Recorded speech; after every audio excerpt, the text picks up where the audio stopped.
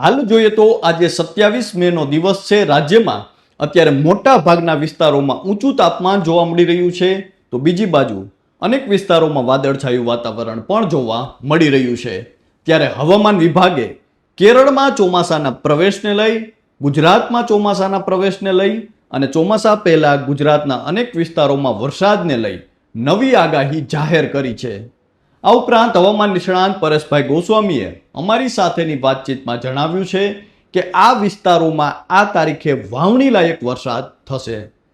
ત્યારે સૌપ્રથમ તો આપના વિસ્તારમાં હાલમાં કેવું વાતાવરણ જોવા મળી રહ્યું છે તે અને ખેતી કે પાકને લઈ આપને મૂંઝવતો કોઈ પણ પ્રશ્ન હોય તો તે કોમેન્ટ કરીને અમને જરૂરથી જણાવજો. આપનો પ્રશ્ન અમે હવામાન નિષ્ણાંત પરેશભાઈ ગોસ્વામી સુધી પહોંચાડવાનો અવશ્ય પ્રયાસ કરીશું.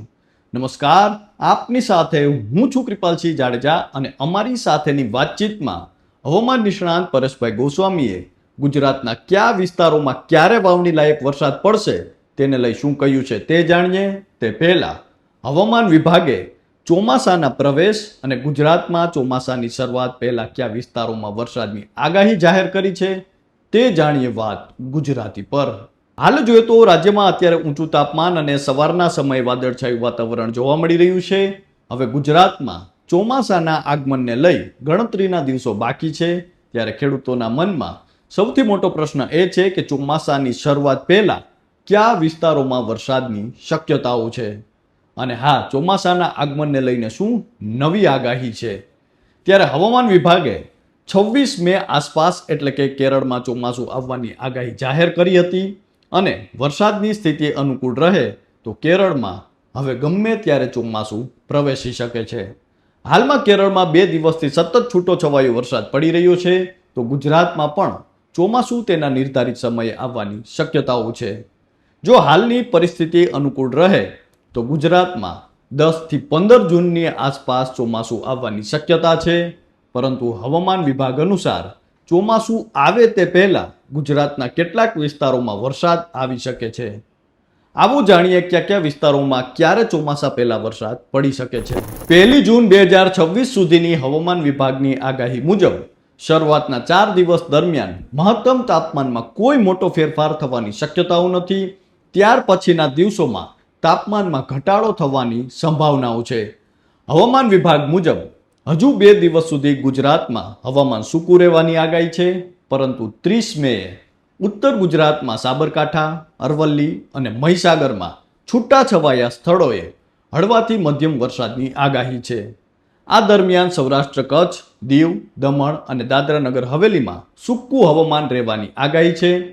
1 અને 2 જૂને છોટાઉદેપુર, બનાસકાંઠા, સાબરકાંઠા, અરવલ્લી, પંચમહાલ, દાહોદ, મહીસાગર ઉપરાંત અમરેલી અને ભાવનગર જિલ્લામાં છૂટાછવાયા સ્થળો પર હળવાથી મધ્યમ વરસાદની આગાહી છે.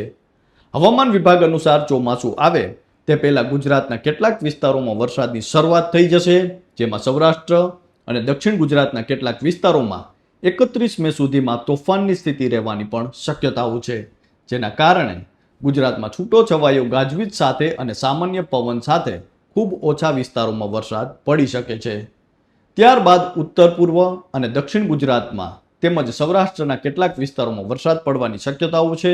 જો કે ચોમાસાના પ્રવેશના દિવસોમાં ઉત્તર ગુજરાતમાં વરસાદ નહીં હોય, પરંતુ દક્ષિણ ગુજરાત અને સૌરાષ્ટ્રના દરિયાકાંઠાના જે વિસ્તારો છે ત્યાં ચોમાસાના વરસાદની શક્યતાઓ દેખાઈ રહી છે. તો આ તો હતી હવામાન વિભાગની આગાહી. હવે હવામાન નિષ્ણાંત પરેશભાઈ ગોસ્વામીએ અમારી સાથેની વાતચીતમાં જણાવ્યું છે કે ચોમાસું હવે નજીક છે અને ચોમાસું હજુ મજબૂત પણ છે, નબળું નથી પડ્યું અને ચોમાસું 4-5 દિવસ વહેલું આવી રહ્યું છે. જે કેરળ પહોંચ્યા પછી ચોમાસું ઝડપથી ઉત્તર તરફ ગતિ કરશે, પણ ગુજરાતની અંદર ચોમાસું છે તે મારા મત અનુસાર સમય પર જ આવશે. મહારાષ્ટ્રમાં આવીને ચોમાસાને એક વખત બ્રેક લાગશે અને ફરીથી પાછું સક્રિય થઈને ચોમાસું આગળ ચાલશે. એટલે ગુજરાતની અંદર 15 જૂન આસપાસ પ્રવેશ કરી જશે. 15 જૂન આસપાસ જે વાવણી થશે એ બહુ વિસ્તાર નહીં હોય, પણ સૌરાષ્ટ્ર અને દક્ષિણ ગુજરાતમાંના છૂટાછવાયા વિસ્તારોમાં 15 જૂન આસપાસ વાવણી થાય તેવી શક્યતાઓ છે. ત્યારબાદ 22 થી 25 જૂન વચ્ચે સૌરાષ્ટ્ર, કચ્છના મોટાભાગના વિસ્તારો, મધ્ય ગુજરાત, દક્ષિણ ગુજરાત, મધ્યપ્રદેશ બોર્ડર લાગુ વિસ્તારો એમ તમામ વિસ્તારોમાં વાવણી લાયક વરસાદ થશે. ત્યારબાદ ત્રીજો રાઉન્ડ આવશે જે જુલાઈના પ્રથમ અઠવાડિયામાં હશે. એમાં તો ઓલ ઓવર ગુજરાતમાં વાવણી થઈ જશે. શરૂઆતમાં ભલે ચોમાસું થોડું અનિયમિત જોવા મળે, પણ ચોમાસું નબળું બિલકુલ નથી થવાનું. એટલે 90 થી 95% વરસાદ થવાની શક્યતાઓ છે. ગયા વર્ષની જો વાત કરીએ તો ગયા વર્ષે ઓલ ઓવર ગુજરાતની અંદર 190% વરસાદ થયો હતો.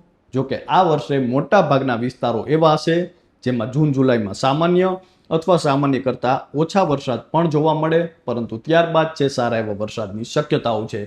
તો આ તો હતી હવામાન નિષ્ણાંત પરેશભાઈ ગોસ્વામીની આગાહી. અને આ હવામાન વિભાગ અને હવામાન નિષ્ણાંત પરેશભાઈ ગોસ્વામીની આગાહી અનુસાર જોઈએ તો ગુજરાતમાં 15 જૂન આસપાસ ચોમાસું પહોંચે તેવી શક્યતાઓ છે. વાવણી લાયક વરસાદને લઈ હવામાન નિષ્ણાંત પરેશભાઈ ગોસ્વામીએ જણાવ્યું છે કે 15 જૂન આસપાસ છે. ખાસ કરીને સૌરાષ્ટ્ર અને દક્ષિણ ગુજરાતના અમુક વિસ્તારોમાં વાવણી થાય તેવી શક્યતાઓ છે.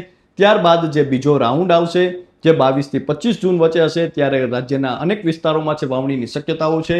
અને ત્યારબાદ જુલાઈના પ્રથમ અઠવાડિયામાં ઓલ ઓવર ગુજરાતમાં વાવણી લાયક વરસાદની શક્યતાઓ તેમણે વ્યક્ત કરી છે. તો હાલ તો બસ આટલું જ. ફરી મળતા રહીશું વાત ગુજરાતી પર.